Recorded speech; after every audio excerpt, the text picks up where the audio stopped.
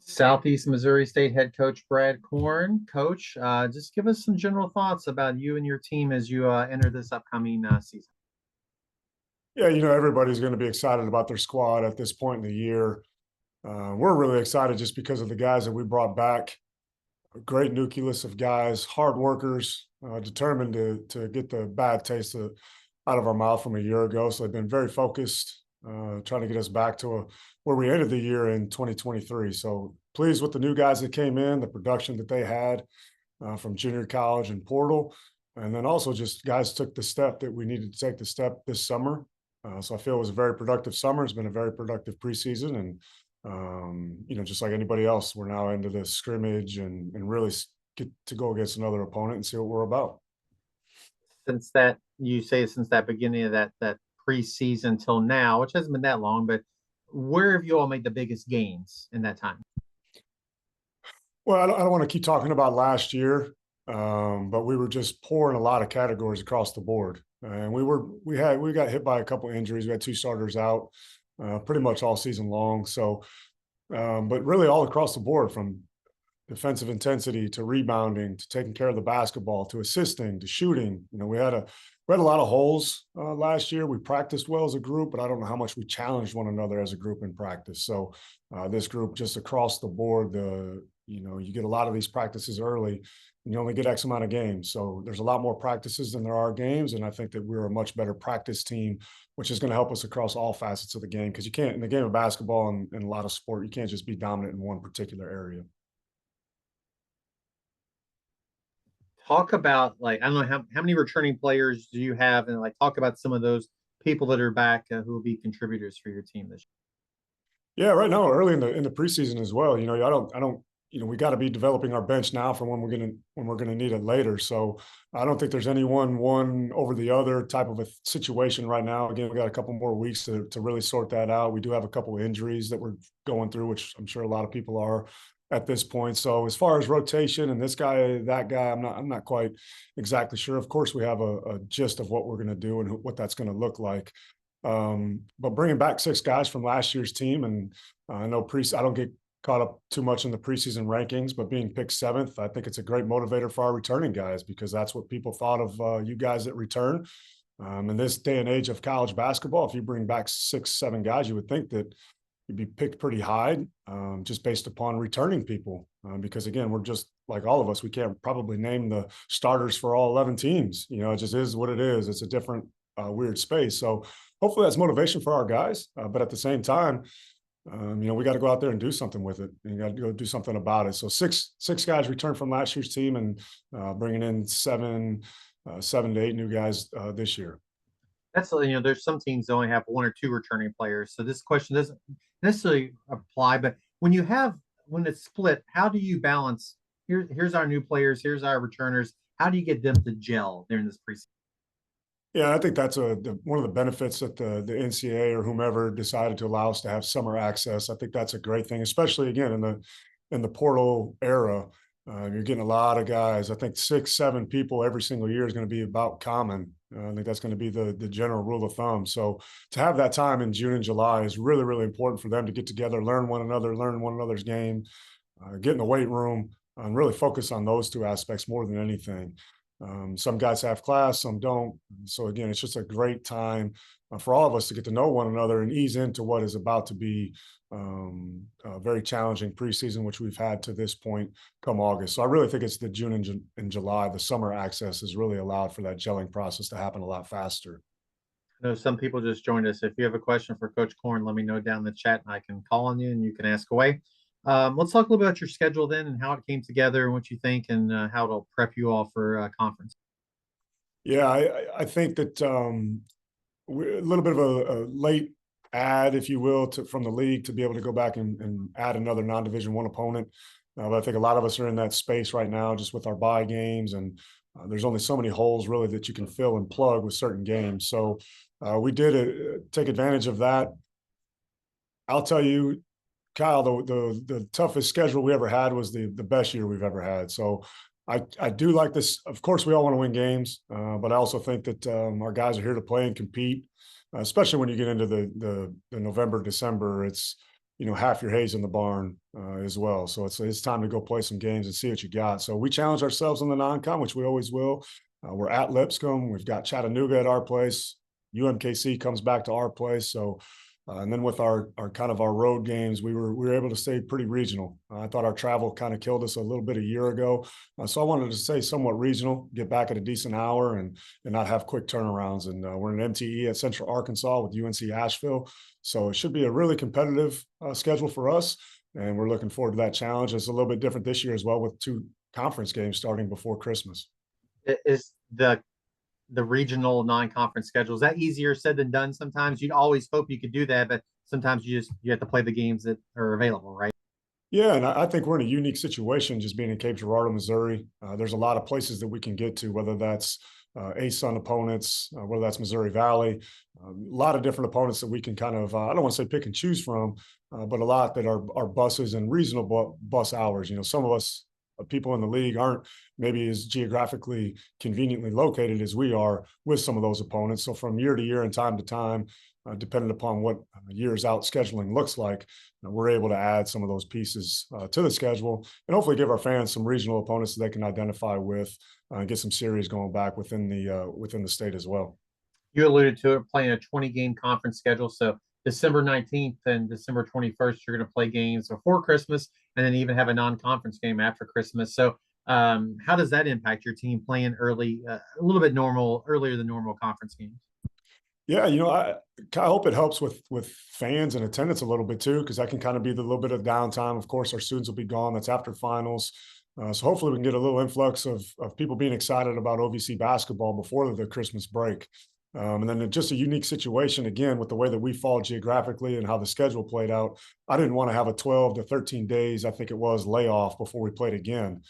So to be able to plug that kind of that non in there, really, I think it's going to help us. Again, you don't want to you're at that point in the year too. You're about to turn the calendar year, and for our guys to be able to go 3-4 practices and then play and then jump back into league play, I think can be beneficial for us. So really like the way the schedule worked out. I kind of enjoy the league games before Christmas break.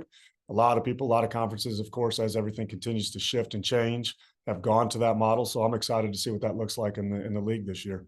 You've been around for a couple years now. So what are your impressions of the OVC, and have they changed maybe from the first year to now on what you think about the level of talent and competition? Yeah, I think the funny thing is, Kyle, when I was at SIU forever as a player and as a coach, and even when I was at Kansas State, we played SEMO. I think there's only been 3 years in my whole entire career, whether playing or coaching, that I haven't had some interaction with Southeast. So to be able to keep an eye on the league for 20 years has been kind of watch it from afar. I think the thing that our league doesn't get enough credit for is I believe if you go back even maybe a year ago, we had at every position a starter in the SEC. And so it's funny how we don't get a ton of quote unquote media, ESPN type of a coverage if it's not generated by ourselves or the league office. Yet we're still a good enough league and good enough talented players to where SEC schools will come and take our players. So I think it's kind of a unique situation. I think it was a year ago, Kyle. If you went back and looked at it, I think we had a starter, not just a player that went to the SEC, but a starter that went to the SEC. So really good, talented basketball. And I think that an individualized talent, and you've seen some coaches move on. Coach Spradlin at Moorhead did a great job and then moved on to another job. So if you think you're just going to wake up and just be good because you said so in this league, you got another thing coming. We do. Luke does have a question. So Luke from KFDS, go ahead with your question for Coach. Hey, Coach Korn. Obviously, I know you weren't able to get SIU on the schedule for this year, but kind of restoring that rivalry with Murray State, how good is it to have them back on the schedule after 2 years off?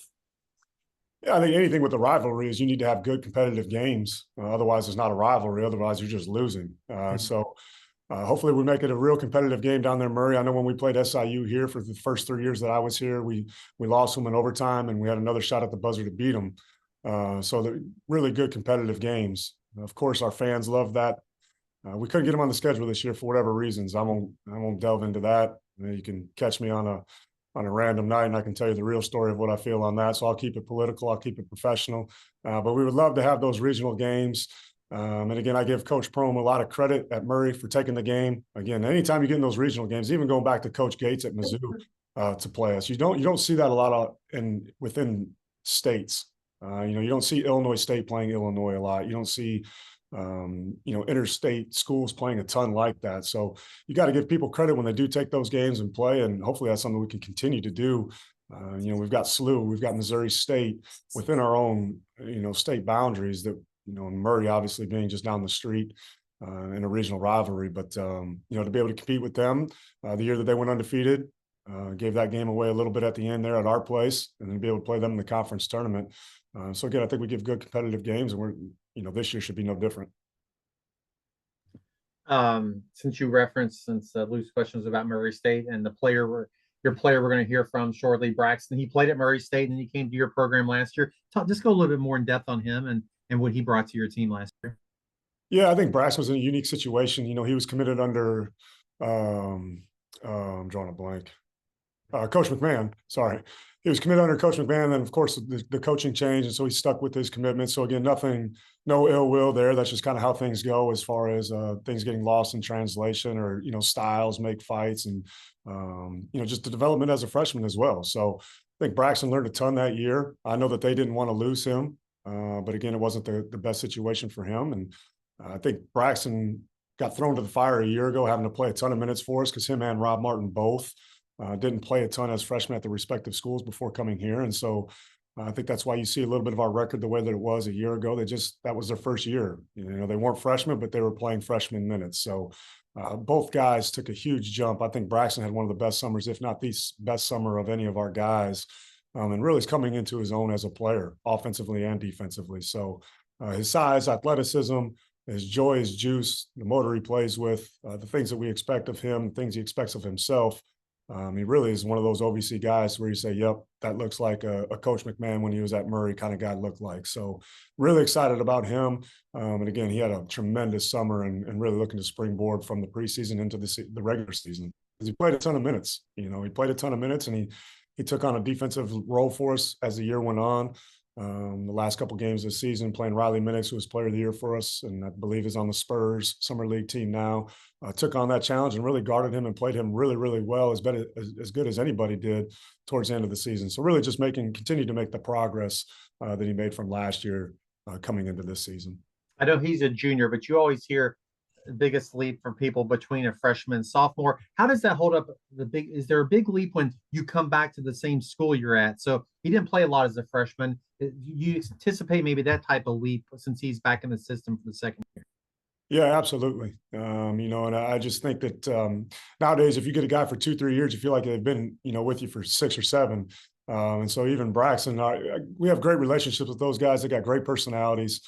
So again, that just goes back to more of the fuel of, and again, I'm not too concerned about preseason rankings, but I feel really good about the guys that we brought back, especially Braxton and Rob, because they played a lion's share of those minutes, having not played. And as you said, they weren't freshmen, they were playing their first year of college basketball. And as you get into December, January, and February basketball, you're really not practicing the same way you are in the summer and in the preseason, obviously. So you really start to see a deterioration if you're not in that rotation, so to speak, even though you're still on the team, of course, and still practicing. But for a guy like Braxton and Rob and those guys that came back to be able to play their first years with us and really get all that experience in games and in practice, it's really paying dividends. So just love what Braxton stands for, what he's about as a young man, his family.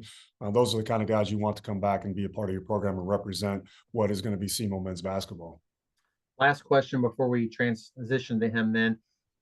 What is something somebody should know just about Southeast Missouri in general? Not necessarily men's basketball, but the university, just athletics in general. Maybe they don't know. What makes it a special place? Yeah, good question, Kyle. To me, the thing that I've really been able to sit back and reflect on is just how much people actually are just good people here, and they just want to see you do well.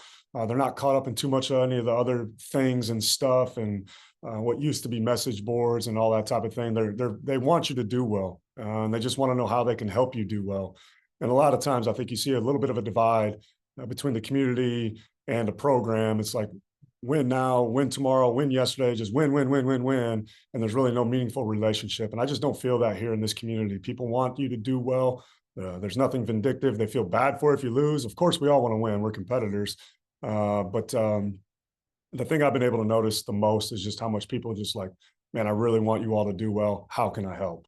And that makes you go a little bit extra. That makes you want to do a little bit more on the days that you don't want to, when you know that you have the support of the people behind you, and really all pulling in the same direction. Coach, appreciate your time this afternoon, and just best of luck to you and your team this season. Thank you, Kyle.